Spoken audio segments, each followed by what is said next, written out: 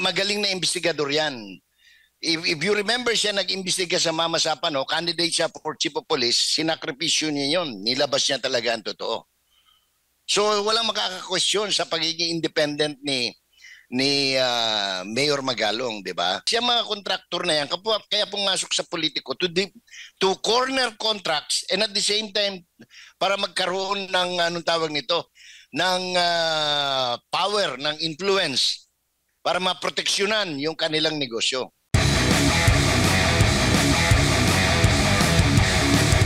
Sir Jay, ang nangyayari ngayon, nag-aaway na, Senado, Kamara, nagtuturoan kung sino ba yung mga tinatawag na mga kontraktor o kontraktor na mga mambabatas nga daw na may nadawit dito nga sa mga contractors na nakatanggap ng bilyon-bilyong pondo para po sa flood control projects. Sino ba talaga? Senado o Kamara? Yan po yung nagiging issue ngayon. Ay, malinaw naman, no? Hindi naman tayo pinanganak kahapon. Lahat ng mga kontraktor ay mga congressman. Di ba? Yung affiliation nila. Ngayon, kung ipapahid nila sa Senado, mali, kwan na yun, naguhugas kamay. Pero yan, sila Congressman Redon ba yun o ano? Isipin mo, gusto nila sila mag-imbestiga. Paano mo iimbestigahan? Halimbawa, si Redon.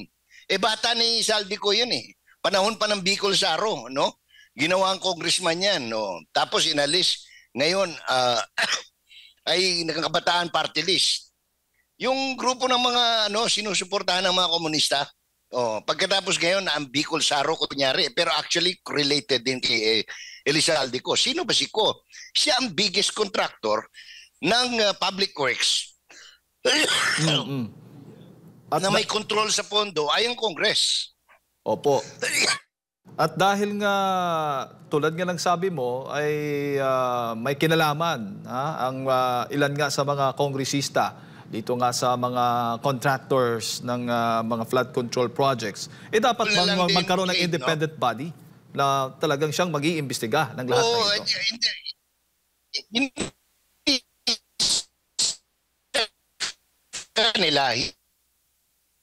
Nako. Sir Jay, hindi siya congressman, Construction and Development Corporation. Sino may-ari?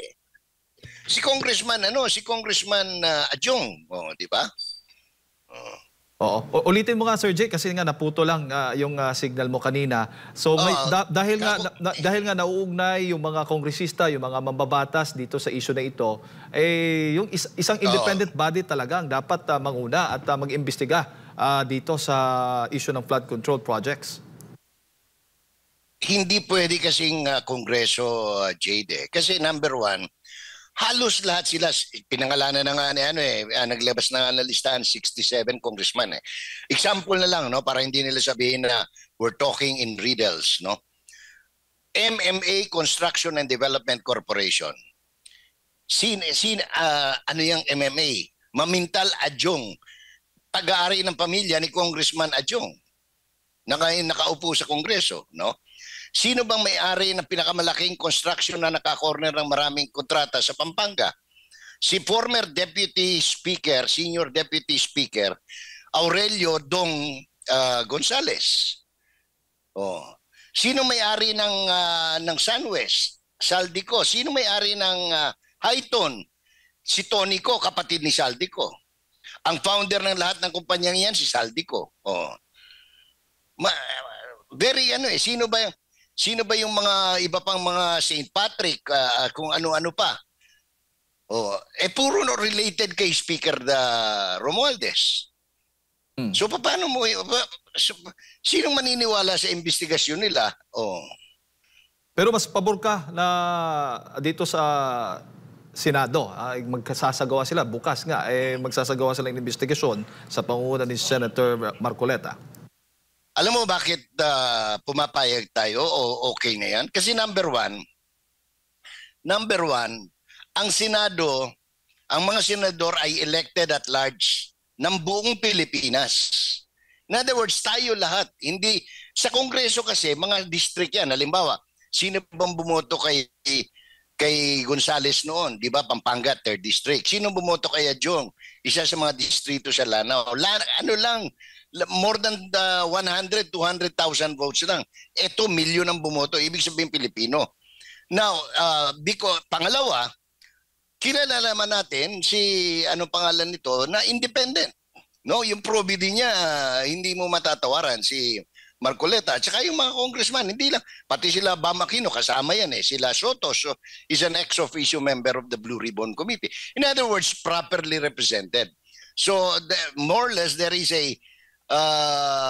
a semblance of fairness and objectivity in the conduct of the Blue Ribbon Committee, Jade.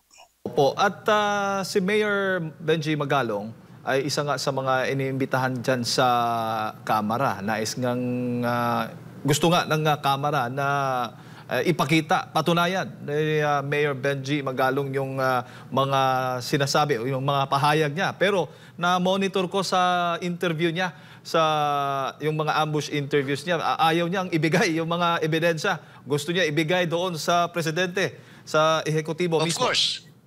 Of course. Sabi ko nga, ako nga ang suggestion ko sa Blue Ribbon Committee is to invite Mayor Magalong as an amicus curiae. Ibig sabihin, an expert, anong tawag nito, to provide assistance. Kasi number one, magaling na investigador yan.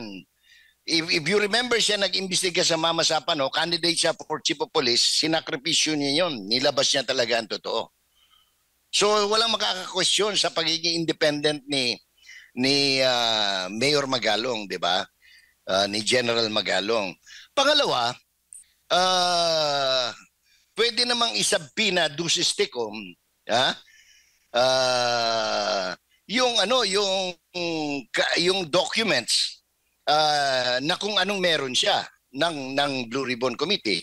Pangalawa, remember, sabi ni I expect today, no, Jade, baka anong tawag nito? I'm not without intention of outscooping the other media outlet, no, ng SMNI. I expect today na magkakaroon ng privileged speech si Senator Ping Lacson identifying the 67 congressman na sangkot dito sa multi-billion if not trillion peso infrastructure mess, no? At the DPWH. Opo.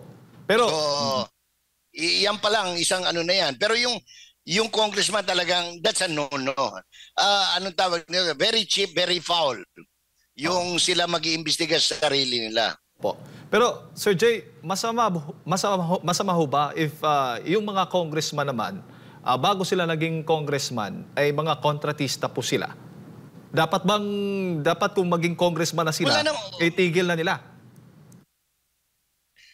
Alam mo, hindi matitigil yan kasi ano yan yung sinasabi ng magda-divest, sa paper divestment lang yan, wala namang katotohanan yun. Because in reality, they still run the business. Kaya nga sila, because ang realidad dito, no, the Philippine practical politics, yung mga kontraktor na yan, kaya pumasok sa politiko to corner contracts and at the same time, para magkaroon ng, anong tawag nito, ng power, ng influence para maproteksyonan yung kanilang negosyo.